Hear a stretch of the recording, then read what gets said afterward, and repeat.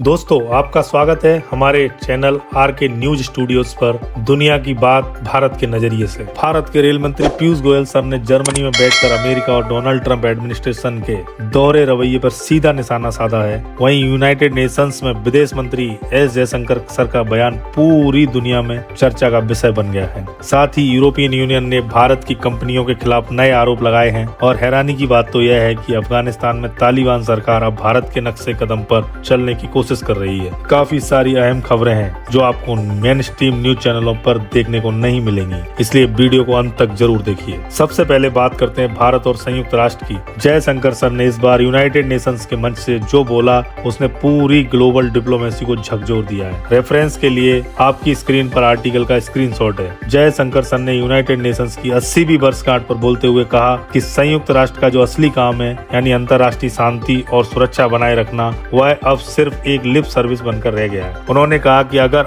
आप आज के हालात देखें तो ग्लोबल डेवलपमेंट और सामाजिक आर्थिक प्रगति की स्थिति और भी ज्यादा गंभीर हो चुकी है। जयशंकर सर के अनुसार यूनाइटेड नेशंस अब सिर्फ नाम मात्र का संगठन रह गया है जिसके निर्णयों का कोई वास्तविक प्रभाव नहीं दिखता। उन्होंने आगे कहा, आज हम दुनिया के कई बड़े बड़े संघर्षों को अफसोस के साथ होते देख रहे हैं। इसका नुकसान न सिर्फ इंसानियत को हो रहा है बल्कि पूरी इंटरनेशनल कम्युनिटी पर इसका असर पड़ रहा है। खास तौर पर ग्लोबल साउथ के देशों को इसका सबसे ज्यादा खामियाजा भुगतना पड़ रहा है, जबकि डेवलप्ड कंट्रीज अपने आप को इन संकटों से बचा लेती है। जयशंकर सर ने यूनाइटेड नेशंस की कार्यप्रणाली पर सवाल उठाते हुए कहा कि अब समय आ गया है कि इसमें मीनिंगफुल रिफॉर्म्स यानी वास्तविक और असरदार बदलाव किए जाएं। लेकिन उनकी यह चिंता यह थी कि सुधारों की प्रक्रिया का ही इस्तेमाल बदलावों को रोकने और टालने के लिए किया जा रहा है। उन्होंने कहा, भारत हमेशा से संयुक्त राष्ट्र का एक मजबूत समर्थक रहा है और आगे भी रहेगा, लेकिन आज जो फैसले लिए जा रहे हैं वे ना तो सदस्य देशों की वास्तविक स्थिति को दर्शाते हैं और ना ही दुनिया की प्राथमिकताओं को। स्पष्ट तौर पर जयशंकर सर का इशारा उन शक्तिशाली देशों की ओर था जो यूनाइटेड नेशंस के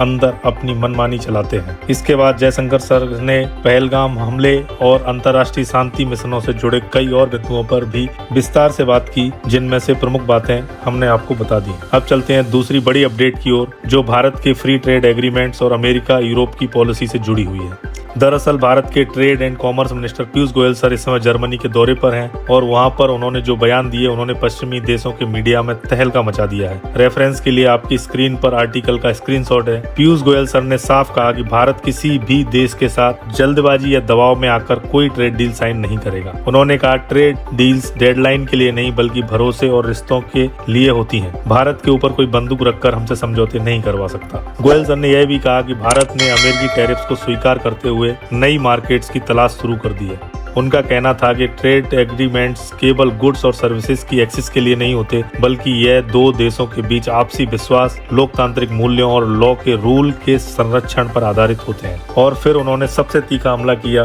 पीयूष गोयल सर ने कहा कि अमेरिका ने ब्रिटेन को सैंक्शन से वेवर दिया हुआ है। जर्मनी भी रशियन कंपनी रोसनेफ्ट के लिए अमेरिका से सैंक्शन वेवर मांग रहा है, लेकिन जब बात भारत की आती है तो वहीं अमेरिका हमें सिंगल आउट करता है। उन्होंने कहा, भारत को कोई यह नहीं बताएगा कि हम किसके साथ दोस्ती रखेंगे या किससे नहीं। हम स्वतंत्र देश हैं और अपने राष्ट्रीय हित के मुताबिक फैसले लेंगे। उनके इस बयान के बाद यूरोपियन थिंक टैंक और मीडिया हाउस भारत की तारीफ कर रहे हैं क्योंकि भारत ने डोनाल्ड ट्रंप के आर्थिक दबाव का डट कर सामना किया और किसी भी तरह की सरेंडर पॉलिसी नहीं अपनाई जैसा कई पश्चिमी देशों ने किया था। अब बात करते हैं नेक्स्ट बड़ी अपडेट की जो आ रही है यूरोपियन यूनियन और भारत को लेकर। यूरोपियन यूनियन अब अमेरिका के नक्शे कदम पर चलते हुए भारत के खिलाफ भी पॉलिसी टफ करने लगा है। ईयू ने हाल ही में कुछ ग्लोबल मल्टीनेशनल कंपनियों की एक नई लिस्ट जारी की है जिन पर सैंक्शन यानी प्रतिबंध लगाए गए और इस लिस्ट में भारत की 3 कंपनियां भी शामिल है। Aerodust aviation private limited, SN aviation private limited और सरप्राइज टेक्नोलॉजीज। यूरोपियन यूनियन ने आरोप लगाया कि इन तीनों इंडियन कंपनियों ने रूस को ऐसी एडवांस डुअल यूज टेक्नोलॉजीज और सेंसिटिव इक्विपमेंट सप्लाई किए हैं जो यूक्रेन युद्ध में रूस की मदद कर रहे हैं। डुअल यूज आइटम्स वो प्रोडक्ट होते हैं जिनका इस्तेमाल इंडस्ट्रियल कामों के साथ साथ मिलिट्री और डिफेंस इक्विपमेंट में भी किया जा सकता है। ईयू के मुताबिक इन कंपनियों ने रसिया को electronic component, industrial machines, radar apparatus, navigation system, remote control device, AI और मशीन लर्निंग सर्वर्स, यहाँ तक कि एविएशन से जुड़े स्पेयर पार्ट्स और रबर प्रोडक्ट्स तक सप्लाई किए हैं। इन सामानों का सीधा इस्तेमाल रूस की डिफेंस कंपनियों ने अपने हथियार और मिलिट्री इक्विपमेंट को अपग्रेड करने में किया है। ईयू ने यह भी दावा किया है कि इनमें से कई कंपोनेंट्स पहले यूरोप से भारत को बेचे गए थे, लेकिन बाद में भारत से ही इन्हें रीसेल करके रूस भेज दिया गया। यानी सीधा सीधा आरोप यह है कि भारत की कंपनियां रूस के बार एफर्ट्स को इनडायरेक्टली सपोर्ट कर रही हैं। इसी वजह से यूरोपियन यूनियन ने इन कंपनियों पर सख्त कार्रवाई करते हुए कहा है कि अब ये कंपनियां यूरोपियन यूनियन के 27 देशों में ना तो बिजनेस कर सकेंगी और ना ही किसी ट्रेड डील या कॉन्ट्रैक्ट में पार्टिसिपेट कर पाएंगी। हालांकि यह बात साफ करते हैं कि इस लिस्ट में सिर्फ भारत ही टारगेट नहीं, कुल 17 ग्लोबल कंपनियों पर ये सैंक्शन लगाए गए हैं, जिनमें 12 कंपनियां चीन की हैं, हांगकांग समेत, 3 भारत की और 2 थाईलैंड की। यानी साफ है कि यूरोप अब एशियाई देशों की कंपनियों पर सख्ती दिखाकर अमेरिका की लाइन पर चलने की कोशिश कर रहा है। अब बढ़ते हैं अगली अपडेट की ओर, जो इस बार अफगानिस्तान और पाकिस्तान से जुड़ी हुई है। इसमें भी भारत का बड़ा एंगल छिपा हुआ है। आपको याद होगा,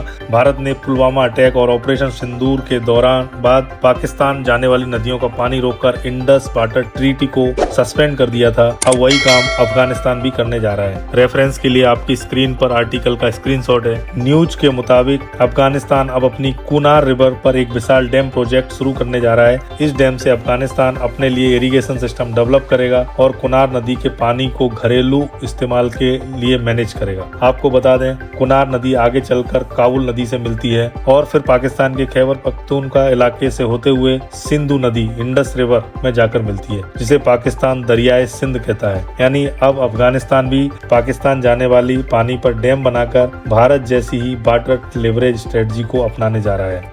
तालिबान रिजीम ने आधिकारिक नोटिफिकेशन जारी करके कहा, अफगानिस्तान को अपने पानी के संसाधनों का पूरा अधिकार है और कुनार नदी पर जितने चाहे उतने डैम बनाए जा सकते हैं। तालिबान सरकार ने यह भी साफ किया है कि इन डैम्स के निर्माण का कॉन्ट्रैक्ट किसी विदेशी कंपनी को नहीं दिया जाएगा, बल्कि पूरा प्रोजेक्ट अफगानिस्तान की लोकल कंपनियों के द्वारा ही पूरा किया जाएगा। अब इस कदम से पाकिस्तान में हड़कंप मचा हुआ है। पाकिस्तानी मीडिया ने सीधे आरोप लगाए हैं कि भारत तालिबान को पानी रोकने की सलाह दे रहा है। वहीं पाकिस्तान के कुछ चैनल तालिबान का मजाक उड़ाते हुए कह रहे हैं कि तालिबान के पास इतने पैसे कहां से आएंगे डैम बनाने के। लेकिन असली सवाल यही है, अगर तालिबान भारत से मदद मांगे तो क्या भारत को कुनार नदी पर डैम बनाने में उसकी फाइनेंशियल मदद करनी चाहिए? क्योंकि भारत ने पहले भी अफगानिस्तान में कई डैम्स और इंफ्रास्ट्रक्चर प्रोजेक्ट बनाए थे जब वहाँ डेमोक्रेटिक गवर्नमेंट थी। आपका क्या मानना है? क्या भारत को तालिबान की मदद करनी चाहिए या नहीं? अपनी राय नीचे कमेंट सेक्शन में जरूर बताइए। अब बढ़ते हैं अंतिम अपडेट की ओर, जो भारत और पाकिस्तान के बीच स्पोर्ट्स डिप्लोमेसी से जुड़ी है। पाकिस्तान ने भारत में होने वाले जूनियर हॉकी वर्ल्ड कप 2025 में अपनी टीम भेजने से इनकार कर दिया है और वजह वही पुरानी सिक्योरिटी कंसर्न। यह टूर्नामेंट 28 नवंबर से 28 दिसंबर तक भारत में खेला जाना है, लेकिन पाकिस्तान हॉकी फेडरेशन ने